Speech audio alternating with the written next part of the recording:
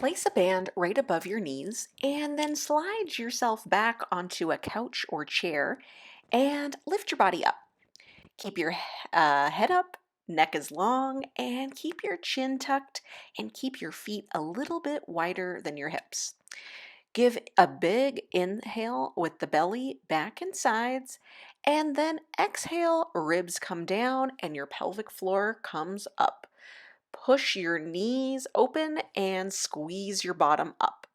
Once you get to the top of your hip thrust, then you are going to open up those knees wide, adding some extra burn to the side of the hips, and then hinge down, inhale, exhale, squeeze and press. You should really feel this exercise in the glutes and not your back at all. So if you feel it in your back, go back to your 90-90 breathing and make sure you get your core working.